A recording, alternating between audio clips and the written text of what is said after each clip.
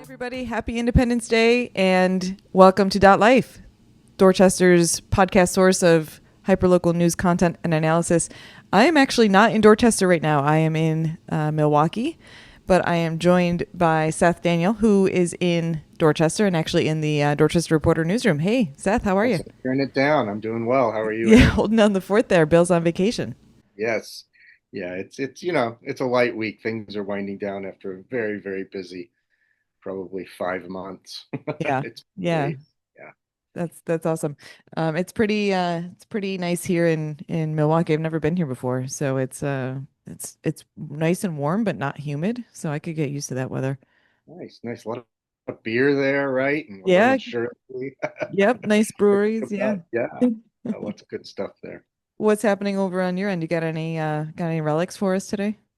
I do. I have something that I found in my house like the last time, and this was unearthed not long ago from a crate that my mother gave me, who said, "I'm throwing this stuff out. Go through it, or I'm getting rid of it." And Kind of hate when they do that, man. My garage has three of those yeah, they get boxes. to a point in there, like you're not, you can't just leave your stuff here anymore. I don't understand. Why not? Exactly. They move on, and we're not ready yet. But hey, I got my own house, so it went up on the third floor long ago, and the box was opened. And what I found was my honorary Jedi Knight certificate from Oh, 1983. This oh, certifies me. It's actually signed by Yoda. I don't know if too many people have Yoda's signature in hand. I do. it's got to be worth But as something. you see, I, Porn? I wrote my name, Seth. So that made it official. And it does say that may the force be with you. I think it's made a difference throughout the years, but You wasn't think it, something I couldn't get rid of this. you So think this was it's been supporting your journalistic endeavors because you've got the force behind you? likely without me knowing, but yeah, it's been there the whole time. And one little interesting tidbit is that this comes from the box of underwear that is fun to Oh wear. my gosh. Don't know what that is. That was underoos. Shrinkage controlled. Love that. Yes.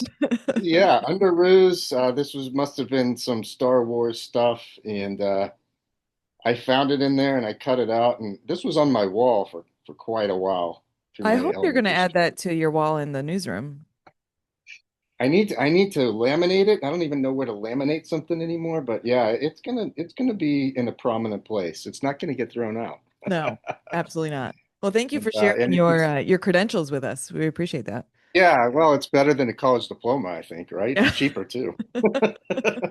And it comes with underoos that are fun to wear. So, Yes, yeah, I don't have those anymore. I would imagine those don't fit anymore. Yeah.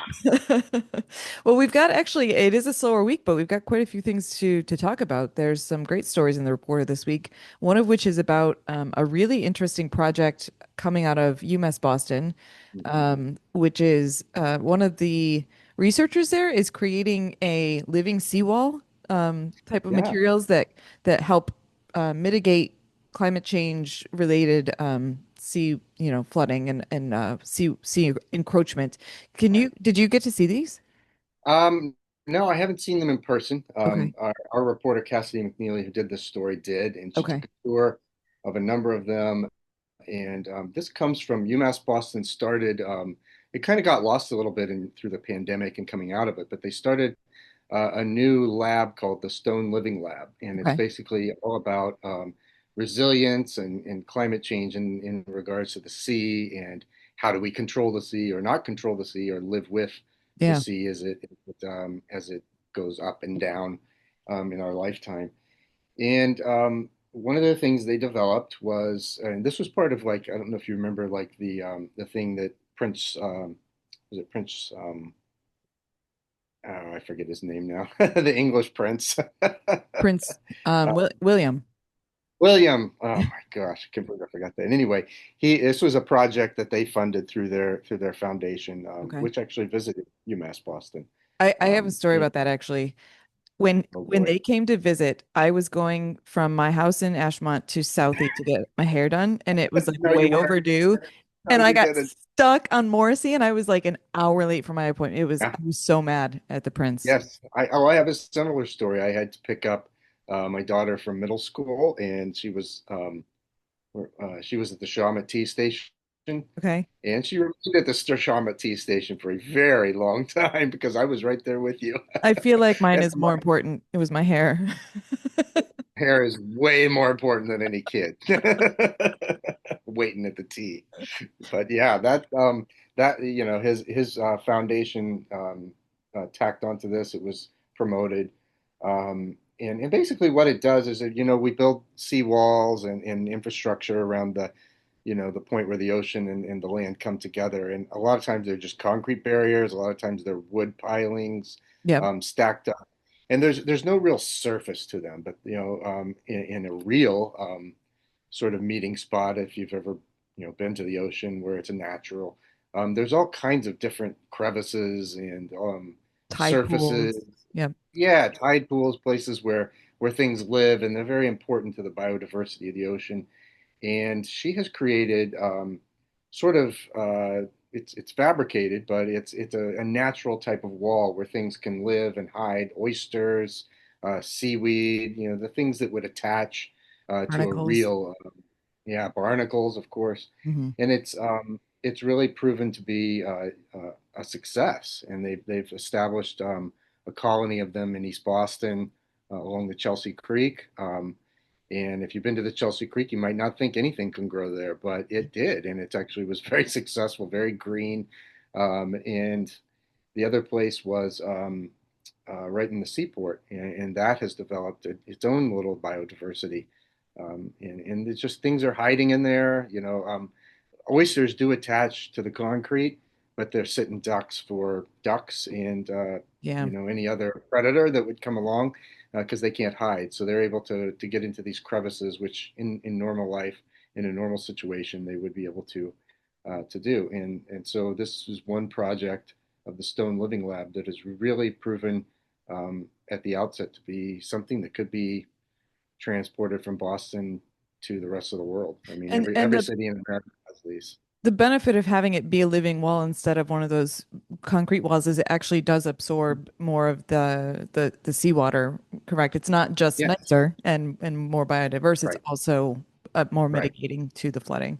absolutely. And even these creatures they clean the water. I mean, Mm. that's another thing that's been missing. Yeah. You mentioned barnacles. We know oysters, clams. So they clean the water. They take the water in, they put it out. When they put it out, it cleans it. It's a lot like trees. Yeah. So there's numerous different positives to this project. So it's Nice. just one. There might be many more. They're talking about Dorchester is pretty much where this is based, and the campus is taking it very seriously, being on the water, and it's a priority. And there could be many different things that they test on us that. Not on us, but Mm. on our environment, um, that actually end up really working well and can be exported to the rest of the world. Perhaps we get it first.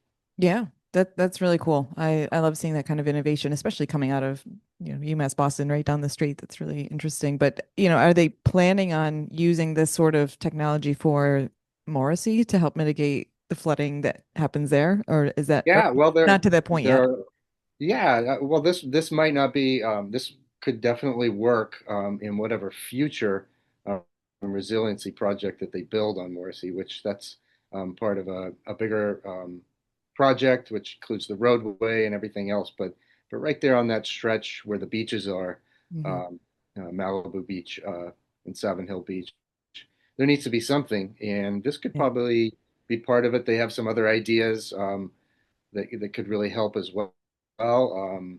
It's probably going to be wise as that project winds into design, which it's very controversial what it is that they're going. They want build. They once wanted to put an 11-foot wall, which no one was in favor of Yeah. except them.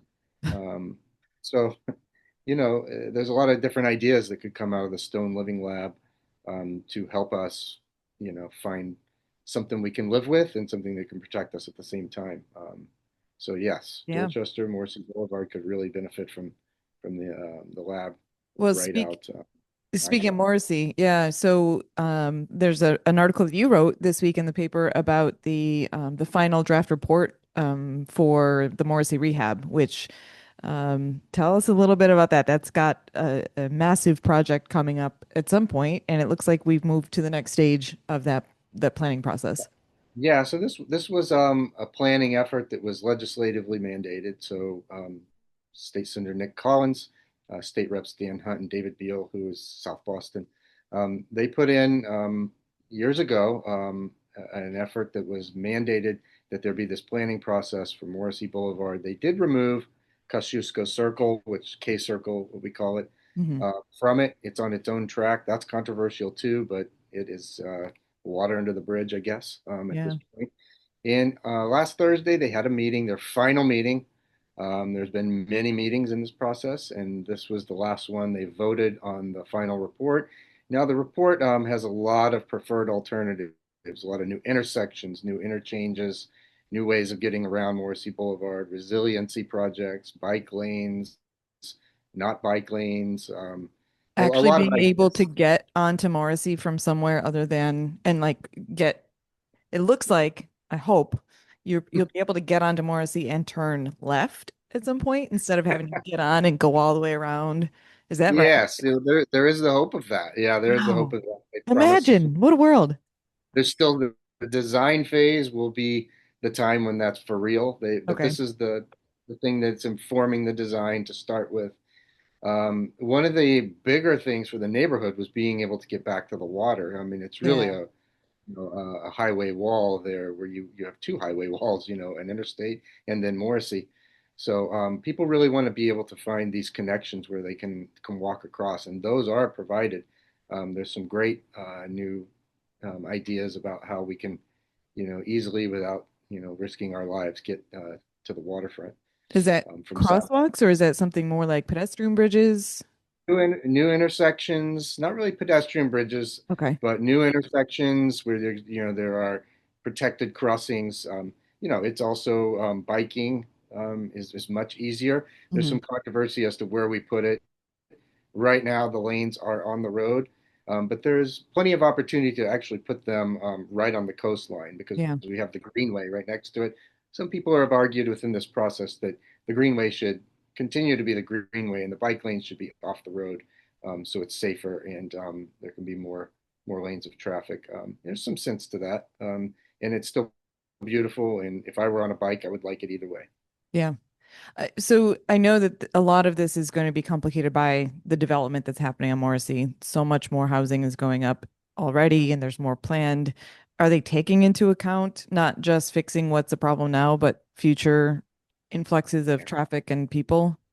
Yeah, that's been an ongoing point. There's a series of words they use called comprehensive planning, and this is what the neighborhood wants. They Okay. want a comprehensive planning process, and they've been asking that since the beginning of this. Um, it's kind of been revealed that Mass DOT, that's a highway. They build highways, they build roads.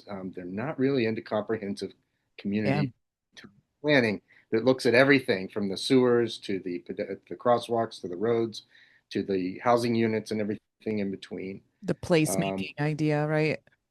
right, even just organizing all of what's Mhm. happening because there's this area, Columbia Point, Savin Hill, the Morrissey corridor. It is just growing so fast, and what's in the pipeline. It's often said by several community members. One man named Don Walsh is famous for it. 10,000 housing units and 30,000, I believe it is, square feet of commercial space, or 300,000 square feet of commercial space. Wow. Um, yeah, so it's a lot. There's a lot of stuff happening. It's in the pipeline, some of it's being built.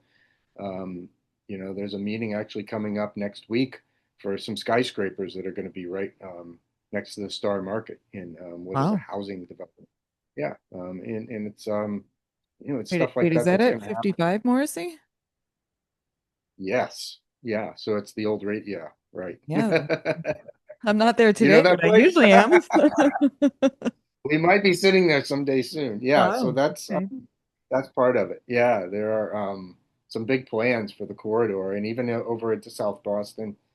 Um, they just cut the ribbon on Old Colony Mhm. housing development over there, another phase of that. There's just a lot of stuff happening. It can be overwhelming, and how do you organize it? And that's what the community has been asking. Can you please organize this in Yeah. addition to the road? Um, the state wasn't really able to do that. They produced a nice road report that's going Yeah. to feed the design, and they put their toes in the water on trying to plan. But it was really kind of a curveball on Thursday when the city, the head of planning, Kairos Shen, he's somewhat new, and he stepped into the process last fall. He's on the commission. His predecessor was on the commission, and he threw a curveball last Thursday and saying, "Hey, the city understands that you are a roadway planner, Hmm. not a comprehensive community planner, and we're going to lead and fund, which is the big word, fund, the Wow. effort of an extended process to plan alongside your roadway plan." And that's really big because someone needed to step up. The community has asked. In fact, that report that was approved 7-1 on Thursday was in flux. People weren't sure if it was actually going to get approved because Yeah. there was such a call from the community to extend this again. It's already been extended once, Right. and people said you can't end it. You got to keep going. So the city's stepping up to offer their services and committing manpower, or should I say people power, along with funding, was really big because it's that organizing element that takes everything into consideration along with the roadway that the state is handling. And Uh, and we're not at the point where changes can't be made, right? It's just moving from this current phase into the project phase, the planning to the project, right? yeah. So, Okay. so it's government, so we like to make it complicated. Right. It's never easy. So this is one of three projects on that corridor. And now this had been a legislative mandated planning process, right? Mhm. So that is over. They've moved away from planning now, and they're into the project development phase. So it's going to Okay. be designed, an official design, with consultants and planner, project managers and things like that. Now that adds the K Circle has its own project, so that's the second one. And then there's the Beads Drawbridge. That's the drawbridge that goes up and lets boats go. And inevitably, probably when you're on your way to get your hair done, it goes up. Yep. And traffic goes way back, and everybody sits there honking, and they're like, "Why are you stopped?" And then the bridge goes up, so they're going to rebuild that I bridge. don't like reading that bridge being described as crumbling when I'm driving over it. That's not a great adjective for a bridge that you're currently Oh, on. if you take a walk over it, you really see the crumbling. Ugh. The concrete is like you could almost take like a toy hammer and break the thing. I feel like it Yes. wouldn't take much. Oh my Um, gosh. so yeah, that's another piece that's got to get done. Yeah. So those three are now all going to be in the same level of project development, and MassDOT's in charge of all of them. They said that they're going to coordinate all three. We haven't even gotten to the money. As you know, this is more than a trip to the grocery store. This is Yeah. expensive. This is hundreds of millions of dollars. And this is contingent on federal support. Well, yes and no. They're not really sure about that yet. Okay. Most projects of this size are going to take federal support. Yeah. We have the one similar, which is Rutherford Avenue in Charlestown that comes in from Everett and Medford and Somerville. Yep. That is a similar type of roadway to Morrissey, and it did require quite a bit of federal funding. It hasn't even gotten started. I don't even know where that is anymore, but They did uh, replace that bridge. Is that part of that project or was that separate? that was a separate project. Okay. That was, but it is nice. It's a beautiful It is little bridge nice. Yeah. there. Yeah. So, getting this done without federal funding is going to be tricky, but the state could do that. They would require quite a bit of resources directed our way and away from other places. Yeah. And the state's not doing well now, but who knows what the future holds, to be honest with you. This is Yeah. several This is years. not going to happen next week, so we've got some time to figure it out. Yeah, but it's very important, within the next 10 years to get it sorted out because the growth is going to be tremendous of people, of structures, and also the environment. We got Yeah. that has to get figured out. How do we live with, rising sea levels and whatever else might come of it, as the ocean comes in and out every day twice, and we figure out how we live with that. And that As a bridge is not going to stop crumbling just because we don't fund the project. So we need So to do it. true. It's so true. We can't let it fall down. Yeah, yeah. What else is going on? We've got kind of an interesting story that you also wrote about a quilting circle. I, Yeah. So I was surprised to see this one in there. there's a really active, it's a senior quilting group. They're based Okay. out of Codman Square Library. Um, and they've been there for a long time. But before that, they were the Kit Clark Senior Center, which used to be in Fields Corner, was the host. That's kind of where it started. It was just that was a program for seniors. Okay. And so many of them come up from the South, or they have learned from other family members here how to quilt. And it's sort of a generational thing. You pass it down from one generation to the next. That's how quilting has gone. There's different kinds of quilting. So there's the practical kind where you make something that's going to keep you warm in our long, long winters. Mm-hmm.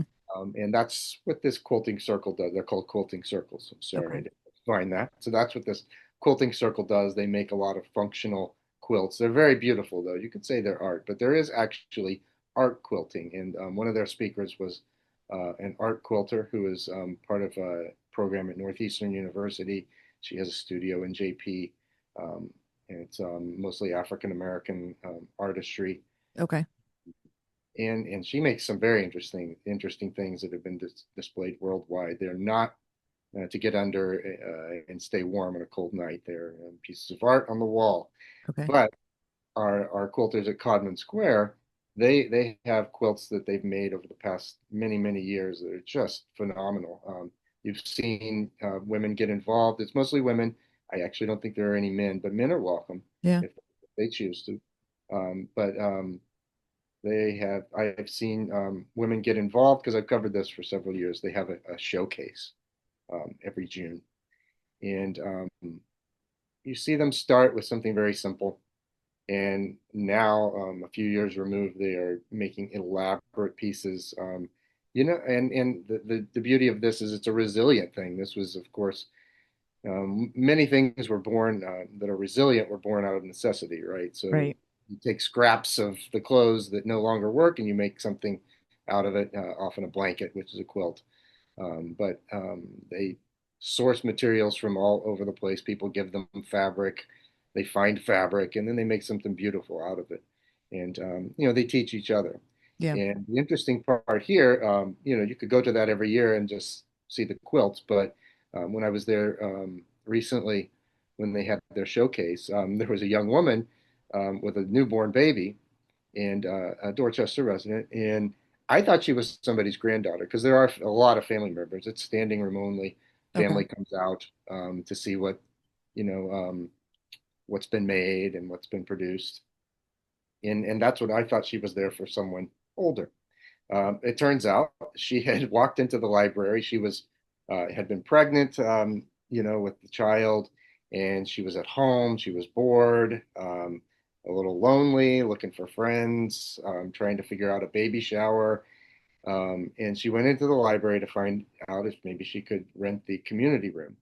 The library doesn't do that, but as she Okay. was looking in there, the quilters were working, and she's like, "What is all this energy?" And they said, "Come on in," and they had food and they had all sorts of stuff, and she sat down and she's like, "What are these people doing? Where am I at?" And they welcomed her right in, and she came back and they taught her how to quilt. She made a quilt for her baby, and she joined this quilting circle, and she told me, I actually didn't know until recently that this is for seniors. She's not a senior by any stretch of the No. imagination. Her name is Lily Dillon, and is a younger woman from Dorchester, and she's really found a community there. And I think we're all searching for community, and it's funny that you walk into the library to rent it, and you find a place where community exists, and she Yeah. became welcome. And I think that was a surprise for her, but not for the women there. This is kind of just what they've done for anybody and everybody. They laugh when we think it's unique because it's not unique for them.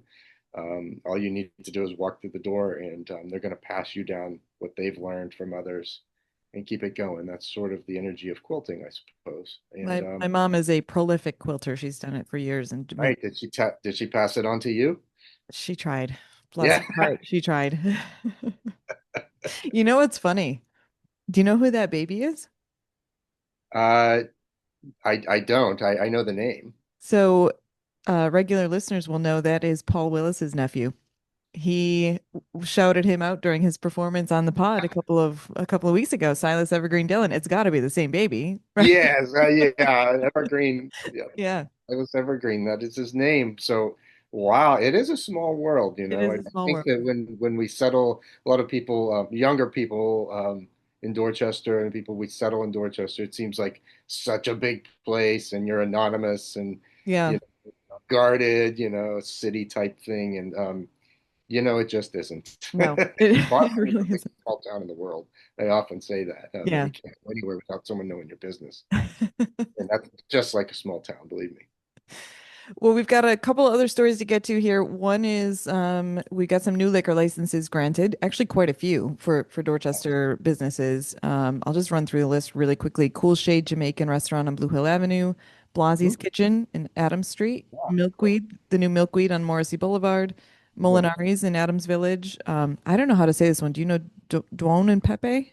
Dune Dune and Pepe on yeah, Dune. Washington Street in Codman. Chilicates Cantina, which is based in JP, but they've got a big chain now. They've got several locations in Boston. They've got one on in the dot block, and Yes. Pizza 24 at in Fields Corner. So that's super exciting. Lots of new liquor licenses. Yeah, lots of new liquor license, lots of new ideas of how to use them. These are existing businesses. One of them isn't ex like you mentioned Chilicates. That's an existing business that is moving into the neighborhood, but by Mhm. no stretch of the imagination, some sort of outsider coming in to steal the liquor license, Right, which right. everyone was fearing would happen. None of that has happened so far. This is the second round. I will put an asterisk. They aren't yet in hand, these licenses. They have to go through the state Alcoholic Beverages Control Commission because they're new licenses. So they have Okay, to get the checks and check all the boxes at the state level. Essentially, the state does grant liquor licenses. The ABCC, as they're called. okay. That can take a while. We kind of thought that was going to be fast, but the first round of licenses is some of them are only just now getting the licenses in hand. And It how took, long? When did they get them awarded? I think it was March, so Okay. a couple months. Yeah, It's a couple months. Maybe they'll move faster now that they've been through it, but they are doing the right thing. They're checking stuff out. So yeah, yeah, yeah. there's a But lot of that's good. excitement. Yeah, Really, really good news for those businesses. It definitely makes a difference to, margins to be able to sell liquor and alcohol. So good for yeah, them. yeah. No, there's a lot of exciting concepts there in Yeah. places where there have not been liquor licenses. Well, and if they need something to celebrate, we've got 50 years of independence celebration this week for the Cape Verdean community Yes, in big deal for them. Dorchester. Yeah, you wrote this article as well. Yeah, there's been a buzz on Bowden Street in particular. The Prime Minister of Cape Verde came and he had a meet and greet with young professionals. There are a lot of young professional Cape Verdean people, I would say, like 40 and under, 30 and under. They start businesses. A lot of them were born here, so there's a tie to the country, Hmm. but they weren't born there. Some were born there and then came here as young people. Interestingly, Pizza 24, the owner of that. Vanilda is her name. She was one of the people at the meet and greet, Okay. and she hopes to bring Pizza 24 to Cape Verde. This was all about how do we, as young people, invest in Cape Verde. It can be difficult. It's a foreign country. Yeah. Her idea is, hey, I'm bringing my business there, and I'm going to create a franchise, a chain, and hey, all the power to her. She's got a lot of energy and she's excited, like many of them. But it's more than just the young people. The Independence Day celebration is going to be on July 4th at City Hall Plaza. So they celebrate American Independence Day and Cape Verdean Independence Day as well. July 5th is the official day. Okay. So there'll be a flag raising on Saturday with all the pomp and circumstance of that. And it'll be the 50th anniversary. They broke off from Portugal July 5th, 1975. There's a long history of that. If you want to read it, it was in tandem with countries on the African continent. It is an African nation, Cape Verde. Mm. So it's a great story if you want to delve into that someday offline. Read about the freedom fighters from Cape Verde and the African countries there fighting to break away from Portugal.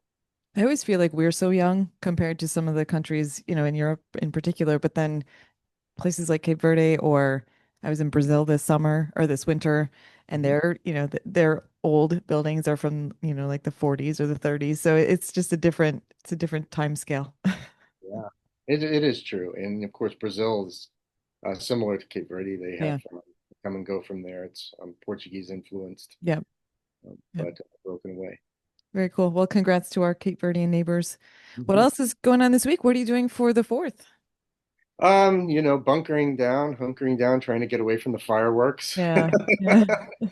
I mean, where I live, my neighborhood in Dorchester, it's like July 4th is a hassle. It really is. I like to Yeah. try to go away. It's just so much chaos, and happy for people who enjoy that. Dogs don't enjoy it. No. Certainly, a lot of people in the veterans community do not like it. Yeah. But people are celebrating. It is Independence Day. We get to do it once a year. And frankly, the fireworks this year have been much more tame than they were. 2020 was a nightmare in Oh, my, it was every night. Yeah. It was every night. but it has been pretty tame. People shoot them off. Okay, fine with Yeah. me. Yeah. My favorite thing, since I was wearing underoos, I haven't shot off a firecracker.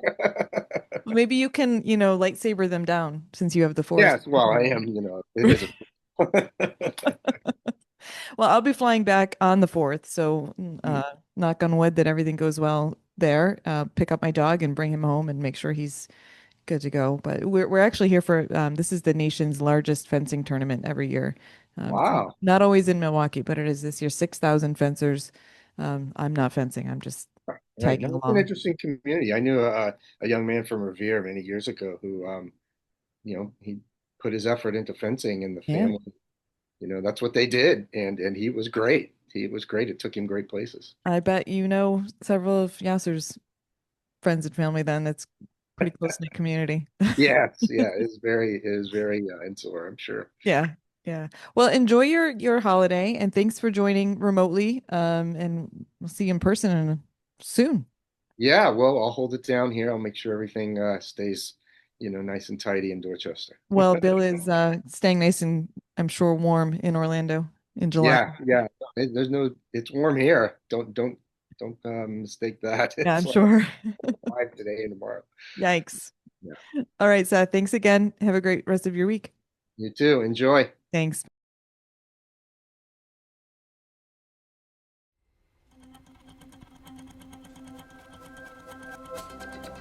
DotLife is sponsored in part by the Dorchester Reporter, Dorchester's own community newspaper and online home for all things Dorchester at dotnews.com. The Reporter, owned and operated by the Forey family, has been laser focused on Dorchester and the surrounding neighborhoods of Boston since 1983. That longevity and experience shows in its award-winning coverage every week. The Reporter is our go-to source for authentic stories about the people, places, and events that matter most to our daily lives. We are proud to partner with The Reporter and Dot News. And you can support the important journalism provided by The Reporter. Just go to dotnews.com to subscribe today. It's the best deal in town and helps keep our local community journalism alive and well.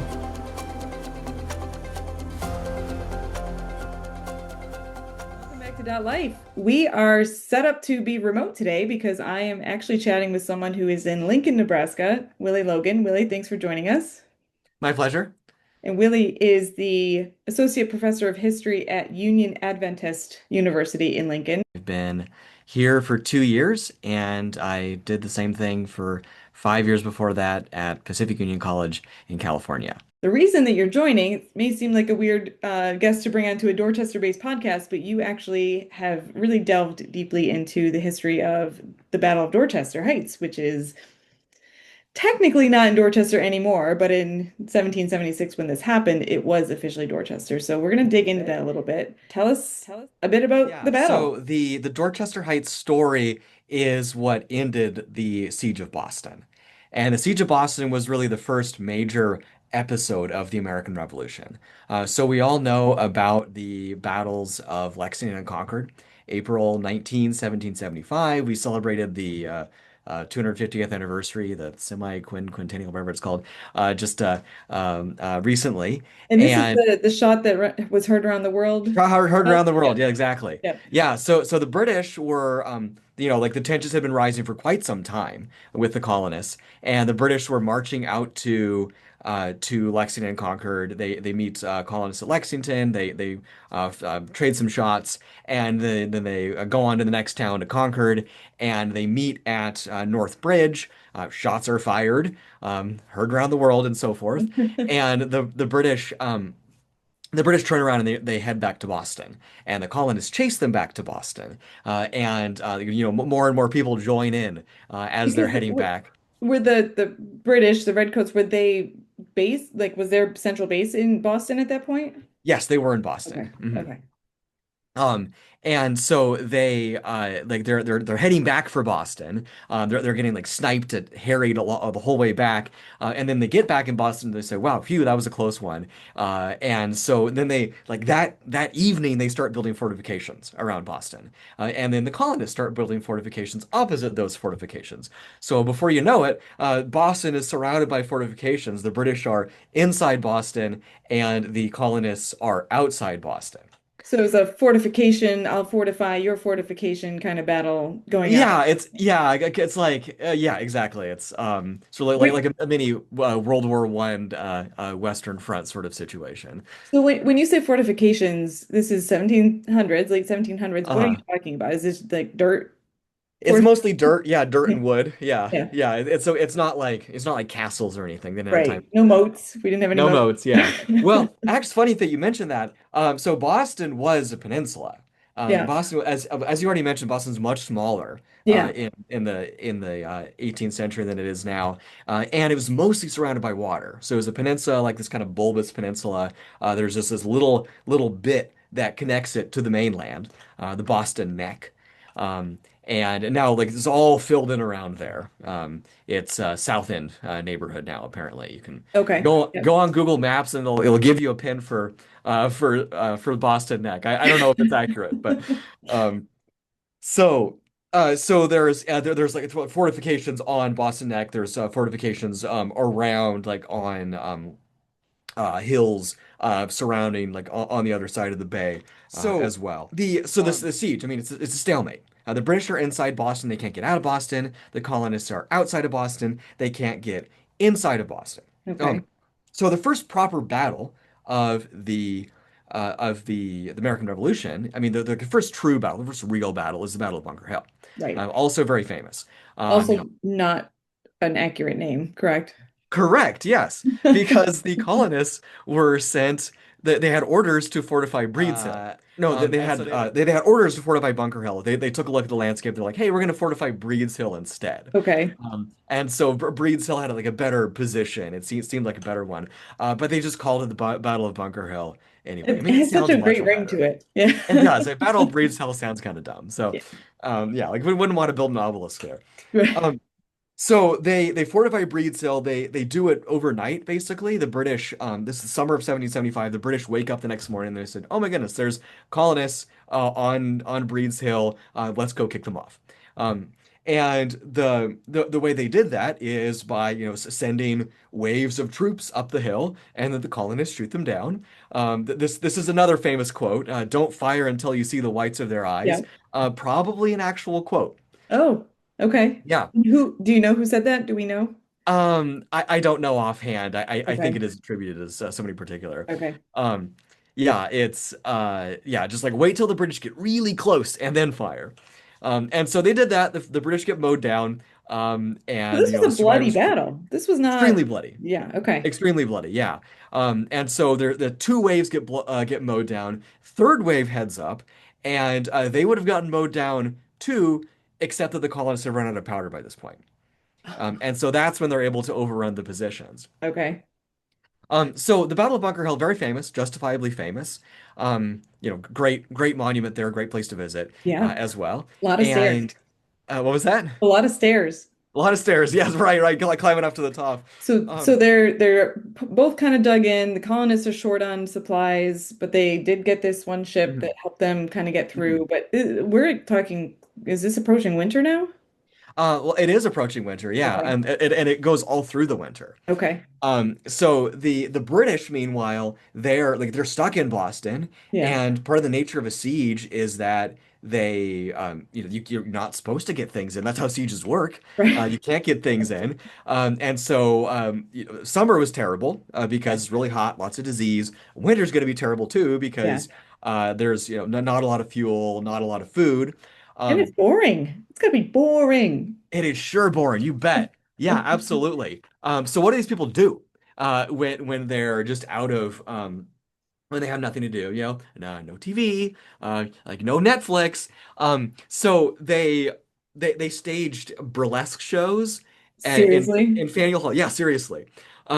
So like they like made their own scripts. They actually had a show that was called The Blockade of Boston.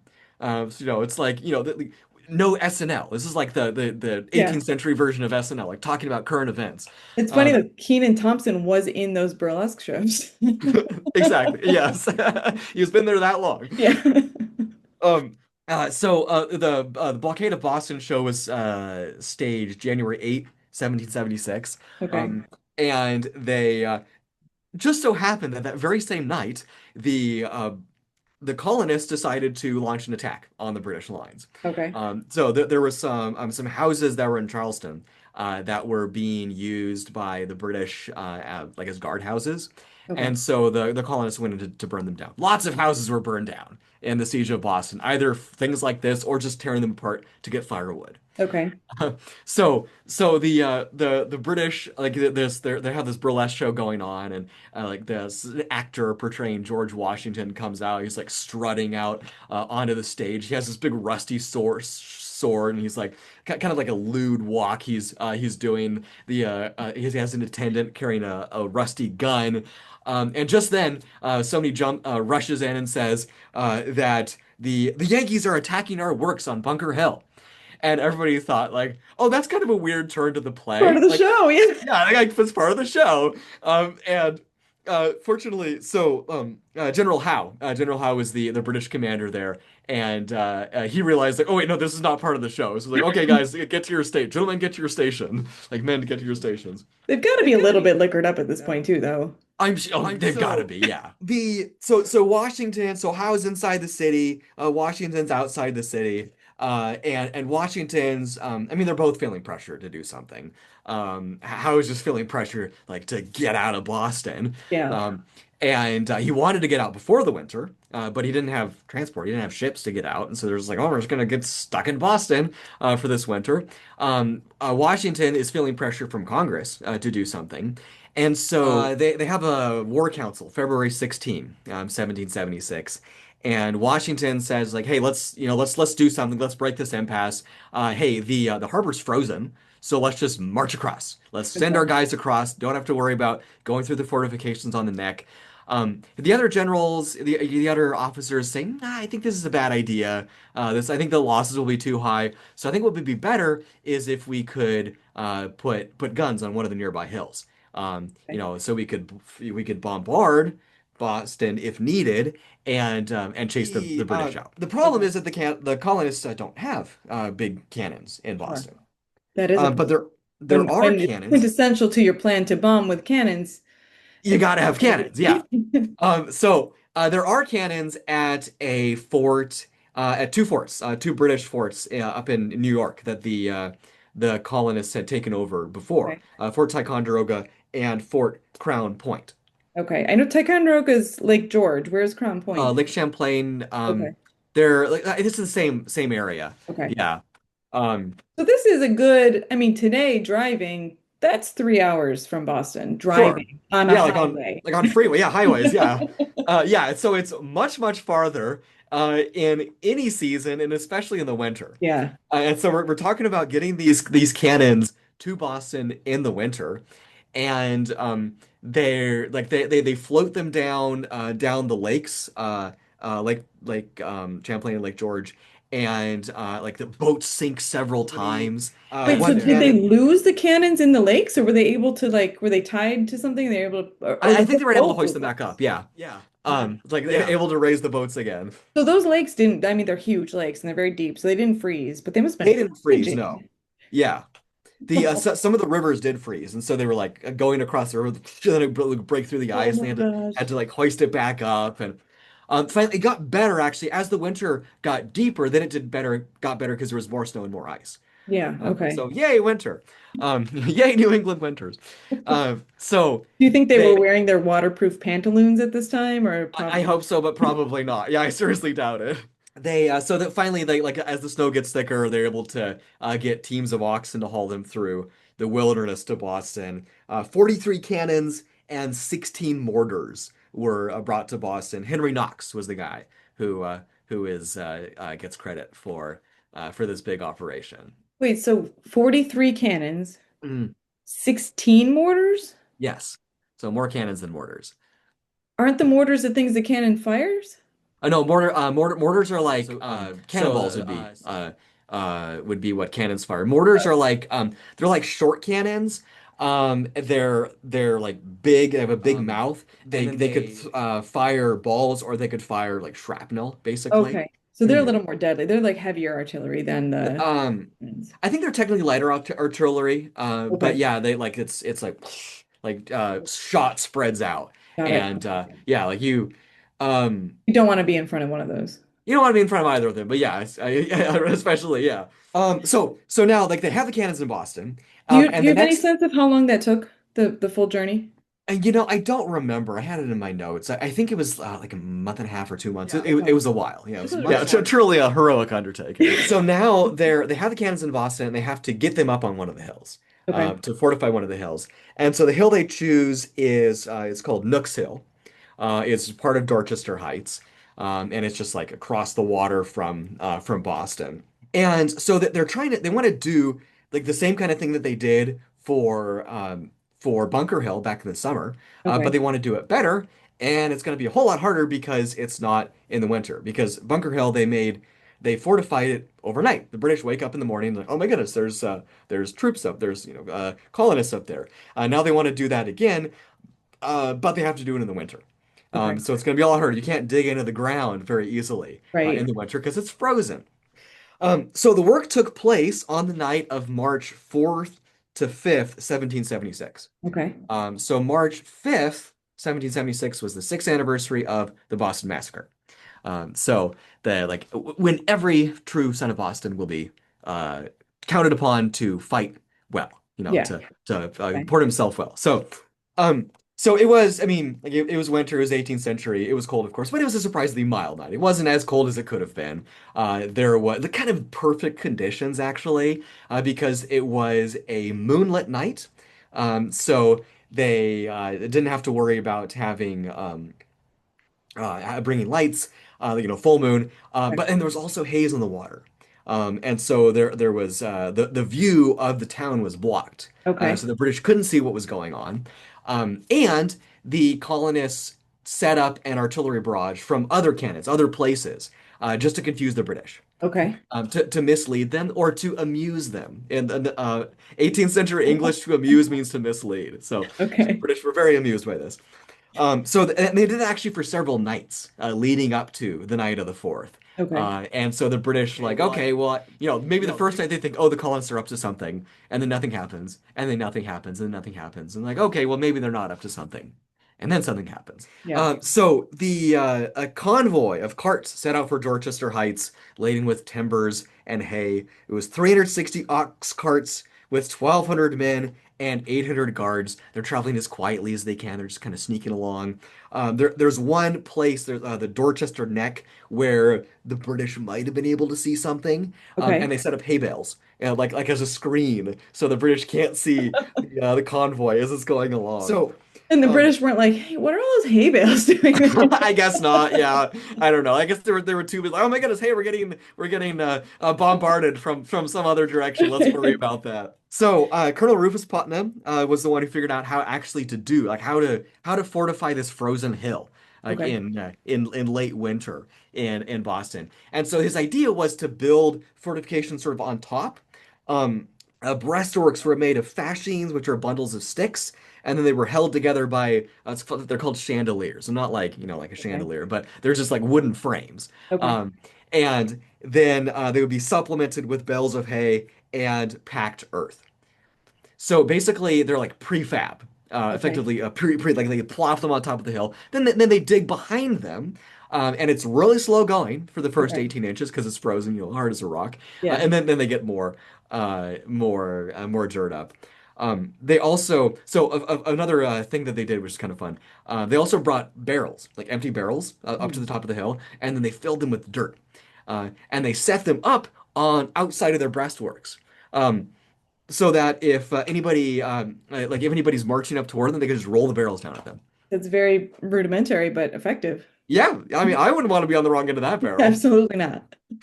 So the British, like this goes on all night. There's like multiple, like the ox carts make multiple trips carrying supplies. This is a big undertaking. Okay. And then the shortly before sunup, they're done.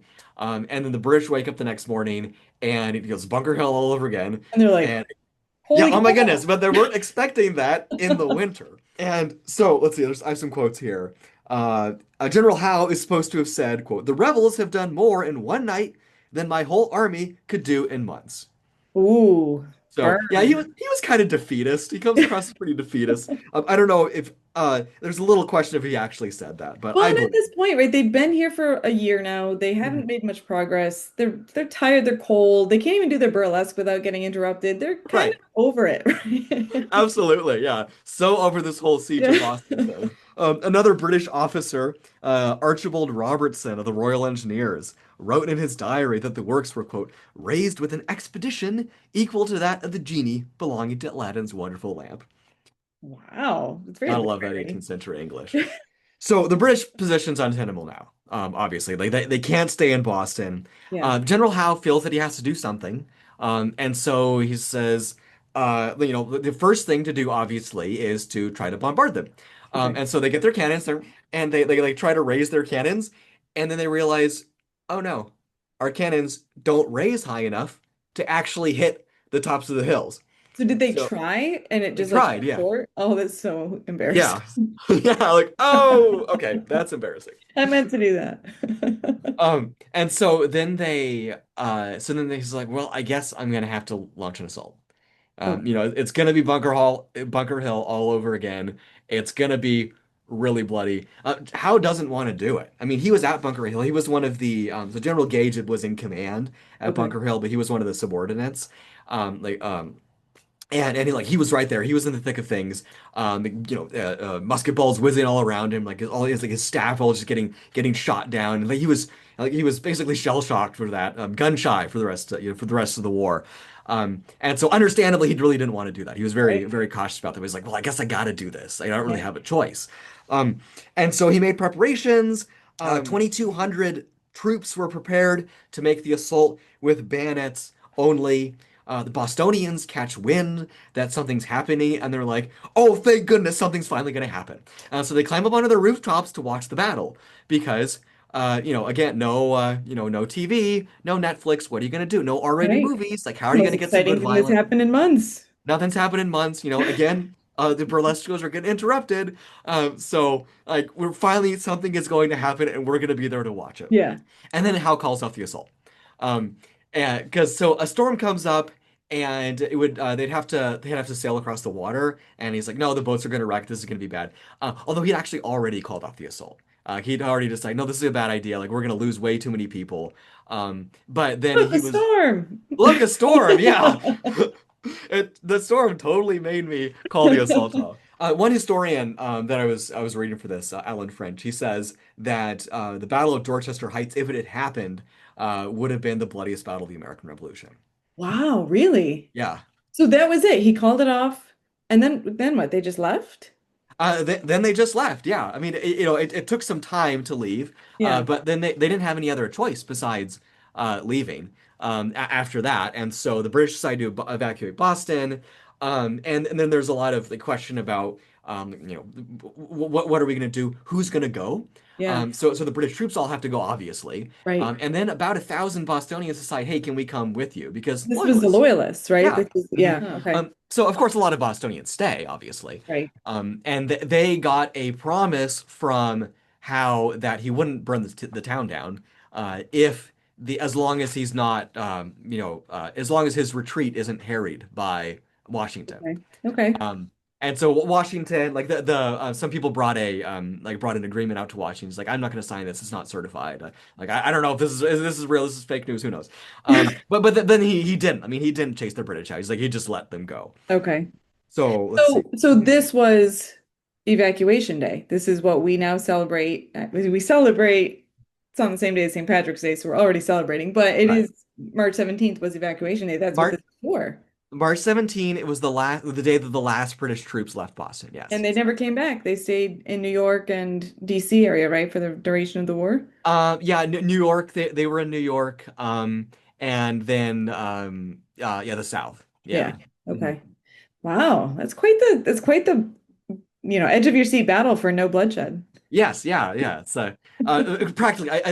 There were a couple of people killed, Okay. but yeah, practically bloodless. Yeah. They dropped a cannonball on his toe or something, Yeah, some stray shots Okay, good. fired. So all this happened.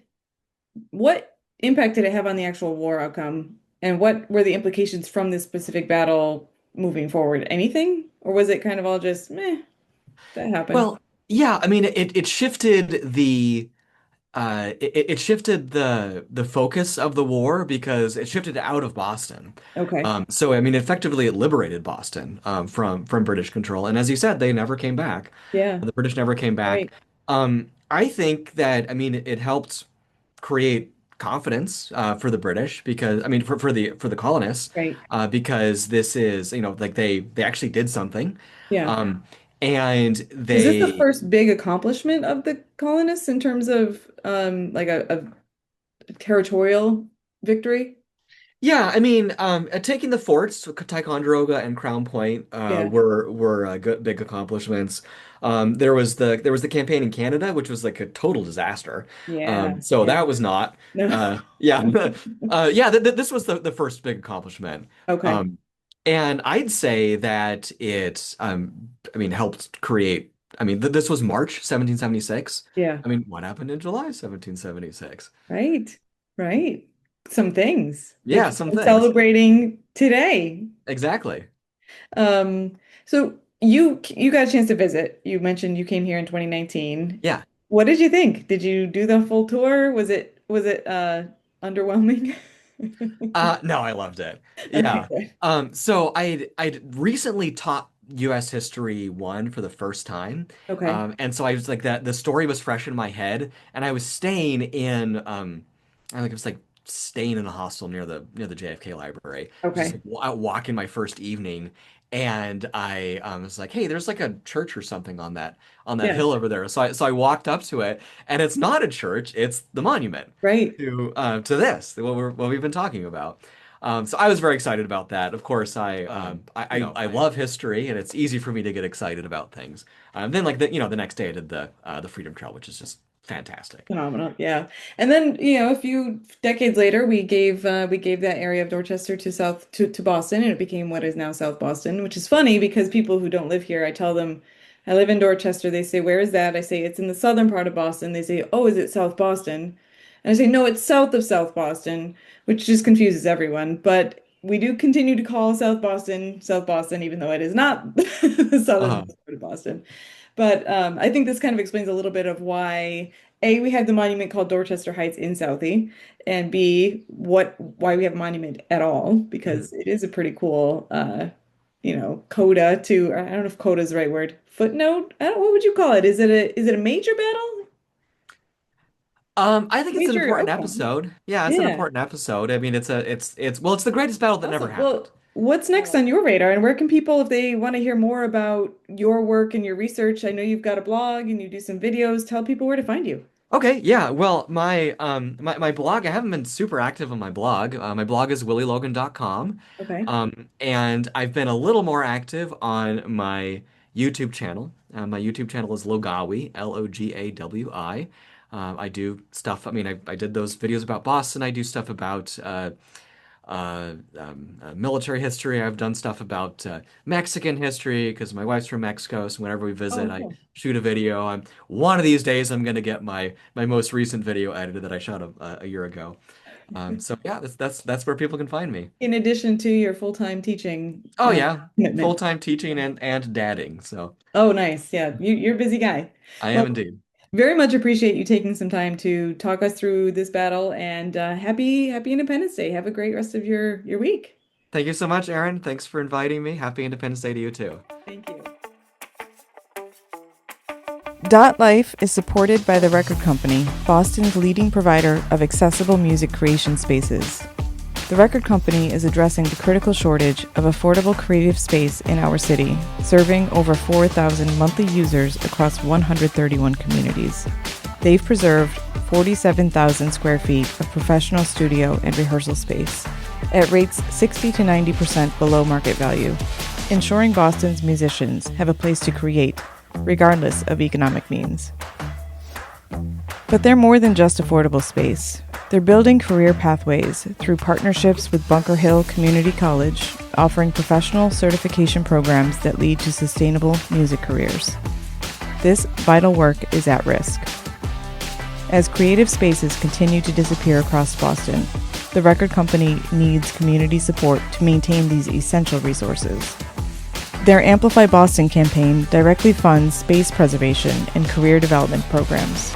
Visit therecordcompany.org today. That's therecordco.org to donate, become a monthly supporter, or learn about partnership opportunities.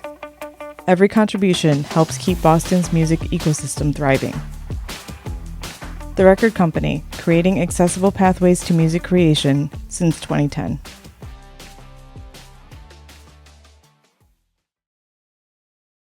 Welcome back to DotLife. We're joined this week for the Tiny Dot concert by members of the band Poruk. Not spelled the way you think it's spelled. Can you guys spell it for me? I'm going to mess it up. It's spelled Poruk. And it's not Poruk. No, That was sort of a funny story. I sort of insisted that we spell it pork, normally not P-O-R, K or Q. I was like, come on, just pork. P-O-R-U-K, pork. And, Thinking then, that was the right way to spell oh, it of in course. your head. Yeah. Knowing that Yeah. 100% certain that I was, spelling it flawlessly. Right. But I didn't, but it stuck. It stuck, and It gives you some differentiation. us and our good friend Charlie, who sadly couldn't make it. Yeah, we're he's- all just cackling, laughing, like, wait, you might have a point. So individual members, Will Washko Yeah. and Peter Dowd. Yes. Thanks so much for coming in. And where do you guys both live? Well, I live over in Alston Brighton near Packard's Corner, so a little bit away from Dorchester, but still in Boston. Okay. I live in West Roxbury, which is technically in Boston. Sure is. It's like near Roslindale. Yeah. It's definitely not the western part of Roxbury, though, which No, is no. very confusing. Entirely separate things, which is really weird. And you both are recent high school graduates. Congrats. Thank you. From Commonwealth School in the Back Bay, Yeah. both of you. And you're both headed off away from Boston in the next few Yeah. months. Peter, where are you headed? I'm headed out to San Diego, to UC San Diego. I'm so so jealous. Send us some weather. really, really far away, really beautiful, but I am sad to leave Boston because it is Yeah. definitely I heard my that home. marine layer is just terrible. You have to deal with fog and gray skies in the winter. It's so miserable. It's going to be down to like 60. As a lover of the 60-degree overcast, You're going to be in heaven. I'm looking forward to it. Will, how about you? So I'm headed to Washington University in St. Louis. So less far, less beautiful. But still, Yeah. St. Louis. Going to that's the cool. heartland, Yeah. With There's less, people. yeah. there's less snow there. There's, I don't know. I'm keeping an open mind. I'm choosing to believe it'll be fun. I think you'll enjoy it. What is? Do you have a major selected? Probably English or history. Okay. And Peter, how about you? I'm headed for physics and probably also math. Nice. Yeah. Very cool. So how did you guys get together as Poruk? Did you notice how I pronounce that? Yeah, yeah. Poruk. You got it right. So we were like us and our other friend Charlie, again can't make it. We've been friends throughout high school, but only really we've only really gotten into music as much over the past year. And I remember we were actually at like a free showing at BU of this opera about fundamentalist Mormonism. And afterwards, Was it the Book of Mormon? no, No. it wasn't. There's another show It about was Mormonism? like an off-brand one about this cult leader who had like 6 wives, and how he made them all testify on TV to the FBI that they had kidnapped their children and to give them their children back. It was really, really weird. Was it funny? No, deadly serious, and it was like 3 hours long. It was really dark. Were you expecting it to be funny? No, we were expecting. Okay. Well, he came in an hour late, so we had to catch him up on a couple things. Nice. And I quickly got there, and like after that, we went back to my place and started like reading Like he is a phenomenal singer and also plays some saxophone, and Charlie and I both play a lot of instruments, so we just started to like write music to already existing poetry and stuff, and we did that a lot, and eventually it started that we started writing our own songs in about December through March-ish. And what other, you're playing guitar today, but what other instruments do you play? I also play bass for us as needed, and I will sometimes sing. Okay. Yeah. And Will, how about you? So I sing mostly, but I can play the saxophone, which doesn't come off that often, but it happens sometimes. So, Is it alto? Yeah. Oh, I played that in high school. Oh, nice. I could not pick it up now and do anything on it, but No, I believe. it was fun. Would you play in like an orchestra or more Just like a a high school band. Oh, nice. Yeah. Yeah. No, that was not my strong instrument. Piano I can do okay. Saxophone, I'm pretty much done with that. But so how long have you've been together? Just over a year then? Yeah. Okay. Yeah. And will you continue after you've gone, or is this the swan song for Pork? I mean, we've been recording for the past few months, so we're releasing some stuff over the summer, and I definitely I don't know how it will exist in this incarnation, but I think there will definitely be a lot of collaborative works. I will and I think definitely some solo projects. Yeah. Collaborate with them a lot. Maybe you can do some asynchronous recording and lay down tracks after that. I think sporadically is the only way that Pork can exist going forward, since all three of us are going to different cities. Where is Charlie going? He's going to Yale, actually. Oh, wow. He's going to New Haven. Very cool. He'll be a little closer than you guys. And we've collaborated. He just released a solo album last month, but so that I think both of us did some work on it. It's a lot of I don't know how it will exist past the release of our kind of short album, long EP sort of thing. Okay. But I think definitely it's not like we're breaking up. It's just that it'll be under different names. Circumstantial. Yeah. Right. Yeah. What does Charlie play? Drums? He plays keys and occasional bass and occasional vocals. And then whenever for our songs that need a drummer, I have a drummer friend who comes down from Maine sporadically. Okay. Very nice. Who went to high school with us as well.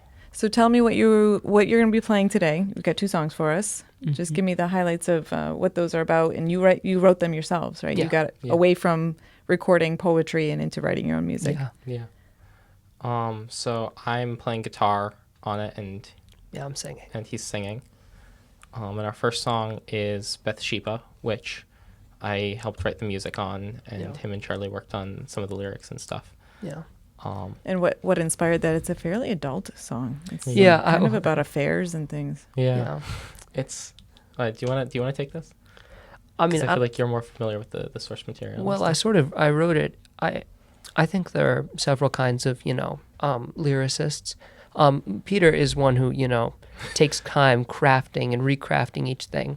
I like to just sort of spit it all out and get it done. Okay. So Bathsheba was written in about 10-ish minutes. We knocked out the lyrics, real quick. Nice. I'm honestly not sure what the inspiration was. I knew he was taking a class about the Bible, and I had taken the class the year before. So I was like, that would make, and I also spelled Bathsheba wrong. Well, that seems like a trend that you guys have. Sort of. Yeah, we're not the best spellers. It's not rocket science. Yeah. It's all good. Yeah. You're good at what you're good at. Yeah. Spelling isn't up there. That's okay. It's good. No one needs to see it. So, yeah. What about the second song? The second song is Sandman and I-93, and that with a little bit of help from Will, I wrote the lyrics and the music for, and it started off just as me fiddling around in my I do a lot of my writing late at night, and I was just fiddling on my acoustic guitar and found some chords that I thought worked well together and put together songs about, or some words about just longing and the reality of adolescence closing, I guess. In a lot of ways, and how I don't know, it's not that deep. I'm making it sound deeper than it is, but it's a lot about how you leave parts of you behind, but they're still there. I think as the much end and of they're just as hard adolescence as is you, pretty right? deep. Yeah. Yeah. Like it's hard not to, and like a lot of these songs we've written over our senior spring, so it's a very it's a very weird time to be writing because you have just so much to think about. Yeah, definitely. Yeah, because you're staring down the end of one chapter and the beginning of a new chapter, and beyond passing teenage years, you're going off to college, Right. and we're leaving the city that we've grown up in. I mean, I've lived in Massachusetts, Boston my whole life, Yeah. so it's gonna be weird, It is. Yeah. really weird. Yeah, and you don't really know fully what to expect. So Yeah. it's exciting though. Yeah, it is. Oh, And for sure. the writing of it is fun because, like, I mean, we have all very different musical influences.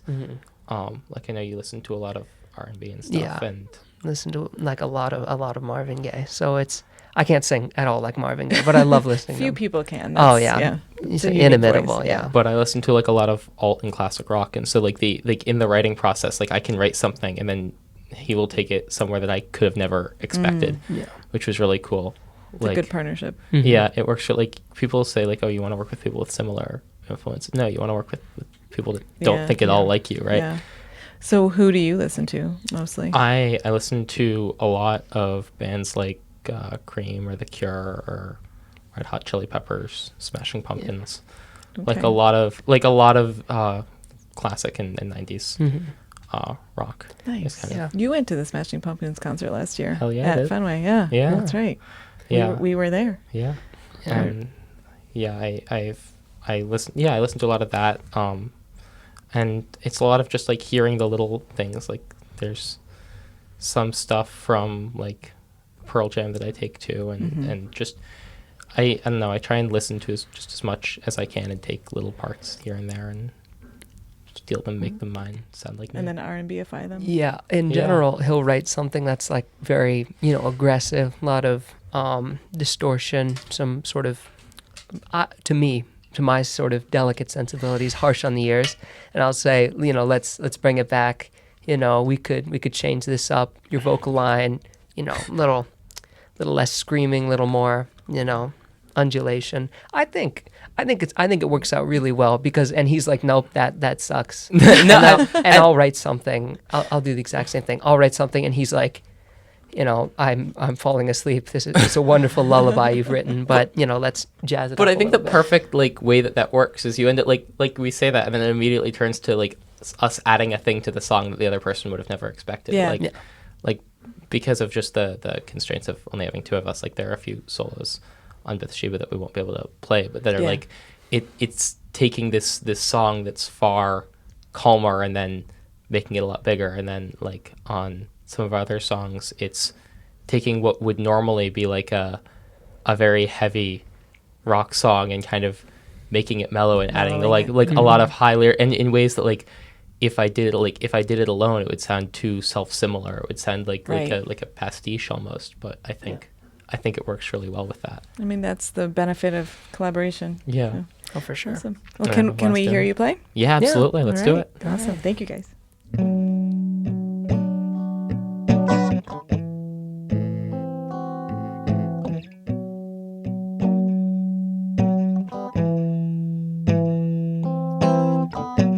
Bathsheba, my lovely lady in the water.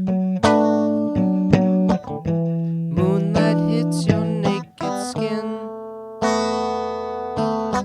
causes my faithful eye to wonder.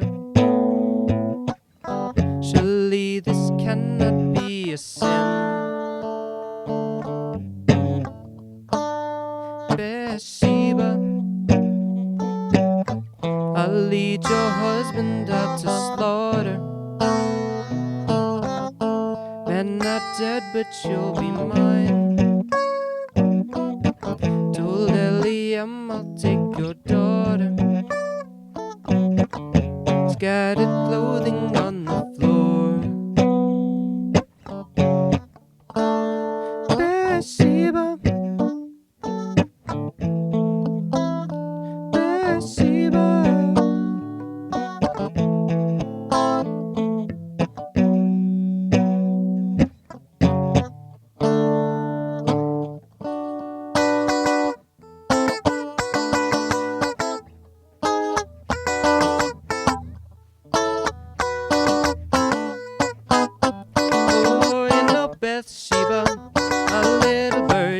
told me you were all alone in New York City, but I'm free. Say I'll say when, just give me a time and place. Wear something red and then I'll pick you up at 8:30. I'll walk you home this evening. You shouldn't go alone. Oh, that's so nice of you to invite me to your home. Why are you crying, darling? You said your husband's gone.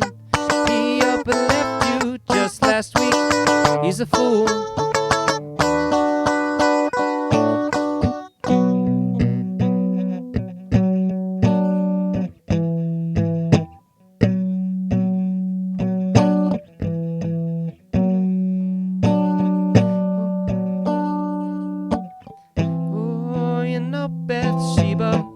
It's hard to see you go. I'm still stuck here in New York City. I'm alone. Oh, you know, Bathsheba, never thought you'd leave me. Still thinking of that night, your hair, the tub and the breeze.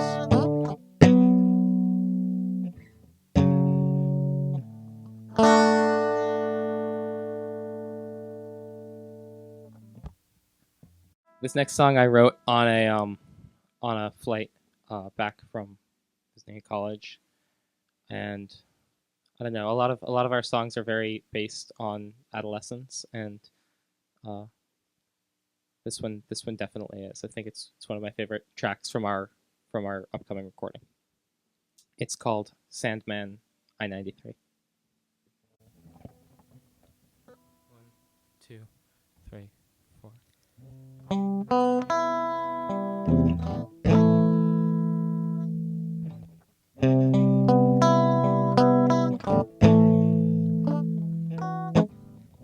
It's 5:30 and I-93.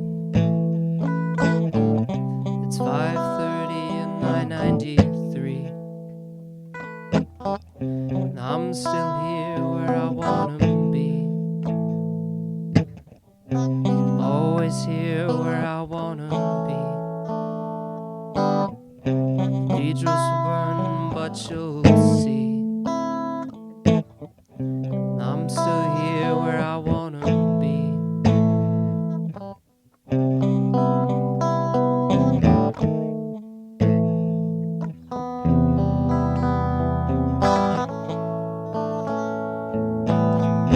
11 p.m. and I'll be sitting here on the street,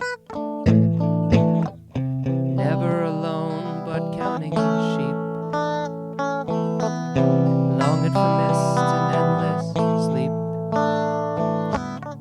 It'll take a while, but you'll see. I'm still here where I wanna be. Sandman sleeps. Sandman sleeps. Sandman sleeps. Sandman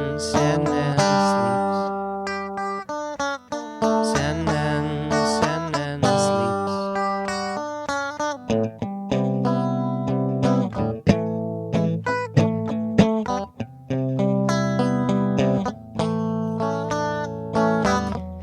2:30 on I-93. Late night on I-93. I don't know if you'll need me, but please remember how I looked, standing in the street.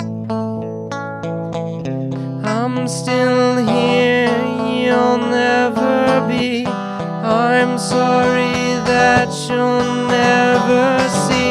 I know I can never compete with the life you've chosen of me, but please just one day drive by on I-93.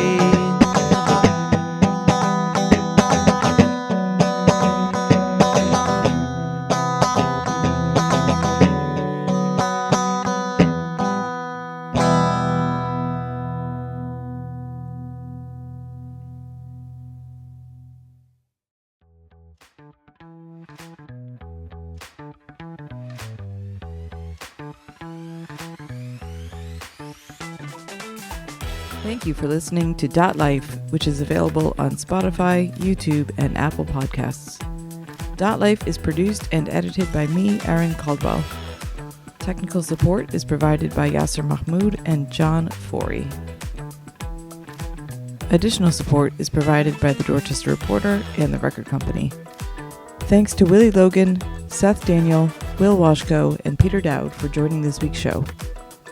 We'd love it if you could share, subscribe, rate, and review the pod wherever you listen.